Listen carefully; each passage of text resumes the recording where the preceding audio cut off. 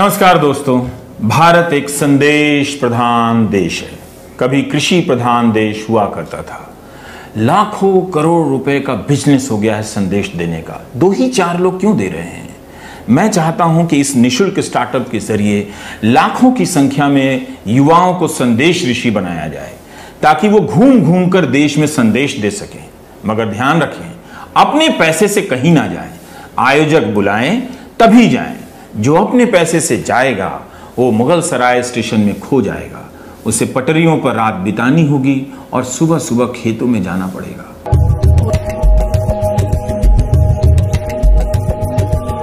संदेश ऋषि को हमेशा इस बात का ख्याल रखना है कि वो किसी भी चीज से संन्यास ले ले, मगर सत्ता से संन्यास ना ले, गृहस्थी से ले ले, कुर्सी से ना ले। सन्यासी अब जंगल में शोभा नहीं देते हैं। जंगल तो वैसे ही काटे जा रहे हैं, माइनिंग के आदेश दे दिए गए हैं। आप जो भी कार्यक्रम कीजिए उसमें 2-4 मंत्रियों को बुलाइए। 2-4 मंत्री ना आए तो कार्यक्रम मत कीजिए, इसकी कोई जरूरत नहीं है। हो सके तो आप एक चैनल में स्लॉट खरीदें। स्लॉट नहीं खरीद सकते हैं तो मेन रोड पर एक प्लॉट खरीदें और संदेश दें। हम सब जानते हैं कि इस देश में समस्याएं अपार हैं, समाधान कपार है। इसलिए जब जो चीज है ही नहीं, जो चीज हो ही नहीं सकती, उसे लेकर हम क्यों परेशान हैं? इस परेशानी को कौन दूर करेगा? लाखों की संख्या में नौजवान संदेश ऋषि भारत को संदेश दे देकर, ठेल ठेल कर खुश बना देंगे, खुशहाल बना देंगे।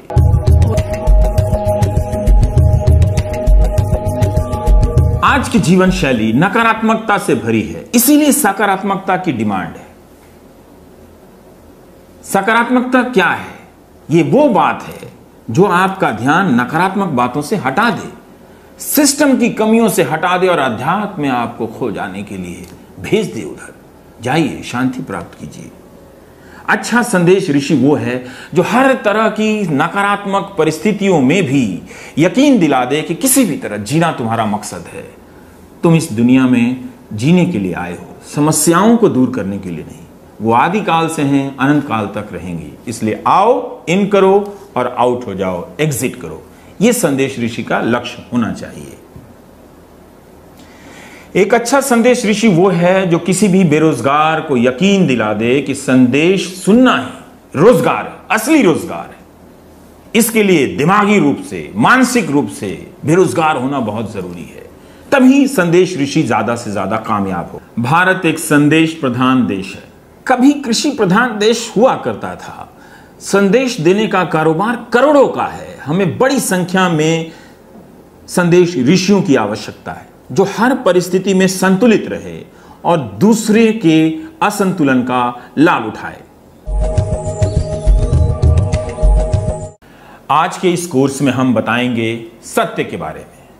सत्य क्या है, इसे लेकर दुनिया ने बहुत टाइम बर्बाद किया। बहुत से लोग आपको कंफ्यूज मिलेंगे। इसलिए चालाक लोगों ने सत्य का हल छोड़कर किसी और विषय का हल करना शुरू कर दिया।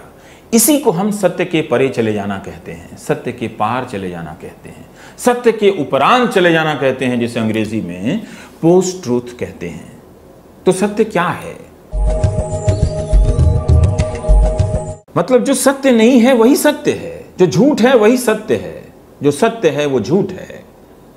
इसी तरह की बातें आपको बार बार, 10 बार, 50 बार बोलते रहने और लोगों को बोलना है कि जब झूठ बोलने से काम चल जाता है तो हम सत्य बोलने का जोखिम, लोड क्यों उठा रहे हैं? सोसाइटी को झूठ से एडजस्ट कराना है। जो सत्य की बात करते हैं उनको देखिए, हम न्याय के लिए लड़ रहे हैं, अदालत में विश्वास है, इसमें आस्था है, उसमें आस्था है, इसमें भावना है। जिनका झूठ के साथ रिश्ता बन गया है, कितने खुश हैं, बड़ी बड़ी गाड़ियों से चल रहे हैं, मंत्री बन रहे हैं, संतरी बन रहे हैं, सब चीज है उनके पास। और जो सत्य है उसके पास कुछ भी नहीं। इसलिए सत्य झूठ है। संदेश ऋषि इस बात का ख्याल जरूर रखें, जब वो कामयाब होने लगे तो चेले गाड़ी देंगे, मकान देंगे, धन देंगे, सब ले लें। कभी ना पूछें कहां से ये पैसा आया है। पैसा सोर्स पर काला हो सकता है, मगर एंड पर वो पवित्र हो जाता है। आपके आते ही, आपके हाथ में पैसा आते ही वो पवित्र हो जाएगा, उसे आप लीजिए। मैं अभी नहीं बता सकता कि संदेश ऋषियों की कमाई जीएसटी के तहत आती है या नहीं आती है। वित्त मंत्री ने क्या फैसला किया ये हम बाद में बताएंगे, लेकिन आप सोचिए, बिना शरीर हिलाए, सिर्फ जिह्वा हिलाए संदेश दे देकर पैसा कमाया जा सकता है। इससे अच्छा रोजगार दुनिया में कहाँ है? जब हम ऐसे कमा सकते हैं तो डॉक्टर क्यों बने, इंजीनियर क्यों बने, कुदाल क्यों चलाएं? संदेश दें, लोगों को नैतिक शिक्षा दें। आज लोगों को प्रेरित करने वाली कहानियों की ज़रूरत है, कहानीकार मिल ही नहीं रहे हैं। इसलिए हमने सोचा कि हम आपको संदेश ऋषि बनाएंगे। इस देश में एक भी यूनिवर्सिटी नहीं है, कोई डिग्री नहीं संदेश ऋषियों के लिए, ना तो वोकेशनल कोर्स है ना ही प्रोफेशनल कोर्स है। जिसे जहाँ से जो मर्जी है वो संदेश दे रहा है और आपको लूट रहा है। हम एक अच्छा संदेश ऋषि बनाएंगे जो जंगल में नहीं, आपके अपार्टमेंट में आकर संदेश देगा और आपको आपके पैसे लेकर चला जाएगा। भारत एक संदेश प्रधान देश है। ट्रक हो या ढाबा हो, कहीं भी जाइए संदेश से आप बच नहीं सकते। पहला संदेश, नित्य स्नान, डेली बाथ। नहाने के लिए 3 चीजें बहुत जरूरी हैं। ये बहुत सामान्य बातें हैं लेकिन लोगों को पता नहीं है। बाल्टी, पानी और साबुन। अगर आप पैसे वाले हैं तो शैम्पू भी ले सकते हैं। नहाने के बाद खादी के तौलिए का ही इस्तेमाल करें और उसे धूप में सुखा दें ताकि अगले दिन फिर से पोंछने और रगड़ने के काम आ सके। खादी के तौलिए का इस्तेमाल करेंगे तो ग्रामोद्योग बढ़ेगा, देश तरक्की करेगा। हम स्नान से ही दोस्तों अर्थव्यवस्था में जान पैदा कर सकते हैं, जान डाल सकते हैं। रोज नहाएं, रोज खादी के तौलिए का इस्तेमाल करें। करोड़ों अरबों का कारोबार हम पैदा कर सकते हैं सिर्फ नहाकर। हम ऑफिस में बायोमेट्रिक्स लगाने की योजना पर काम करेंगे ताकि वो टच करके बता दे कौन नहाकर आया है, कौन नहाकर नहीं आया है। सामूहिक स्नान की परंपरा रही है हमारे देश में। सारे ऑफिसों में सामूहिक स्नान की परंपरा शुरू की जाएगी। इससे हम स्नान को लेकर सहज होंगे, निर्मल तन बनेगा, निर्मल मन होगा, तभी जाकर निर्मल देश होगा। आज के पश्चिमी बाथरूम में नहाने से एकाकीपन बढ़ता है। हम नदियों के किनारे समूह में स्नान करते थे।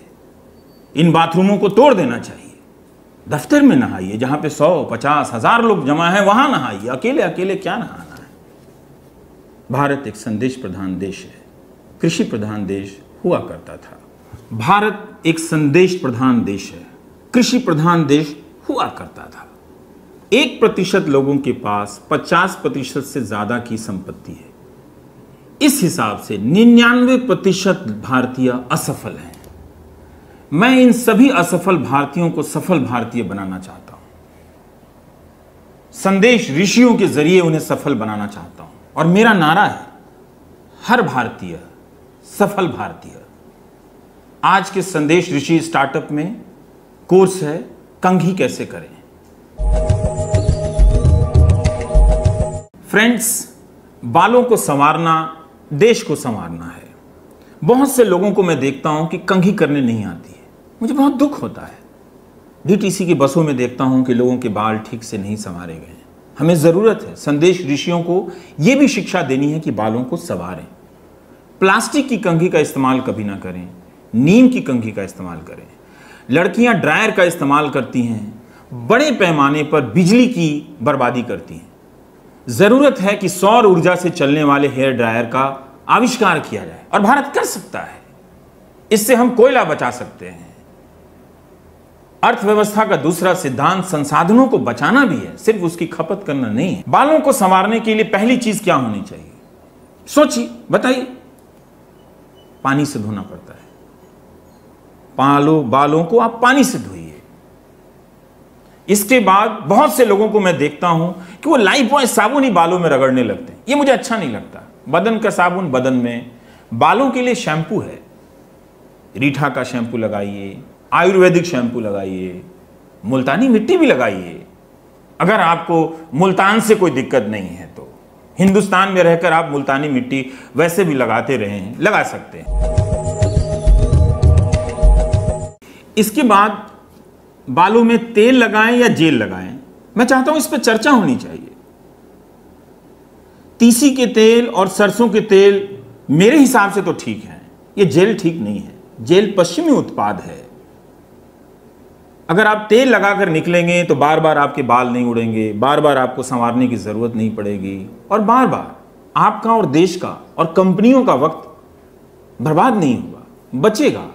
इसीलिए राष्ट्र की ऊर्जा बचाने के लिए सबसे ज्यादा जरूरी है कि प्रत्येक नागरिक कंघी कैसे करे इसे ठीक से समझे। हमारे स्कूलों में इसे ठीक से नहीं बताया गया। आप जब बच्चे थे तो आपने खुद से तो कंघी की नहीं, आपकी मां ने की। याद कीजिए वो पल। क्या बचपन में आपने कंघी की थी? नहीं। इसीलिए आपको कंघी करने की ट्रेनिंग मैं चाहता हूं कि बचपन से ही दी जाए। आप खुद करें, माएं नहीं करें। जिनके बाल संवरे नहीं होते वो देश का भविष्य कभी नहीं संवार सकते। ये सीरियस बात है। मेरा तो नारा है, सबके सर पर हो बाल, बाल बचेगा तो देश बचेगा। बाल के होने से कितने फायदे हैं ये सोचिए। कंघी बिकेगी, तेल बिकेगा, साबुन बिकेगा, शैम्पू बिकने लगेगा। कितना कारोबार है बालों के आसपास का।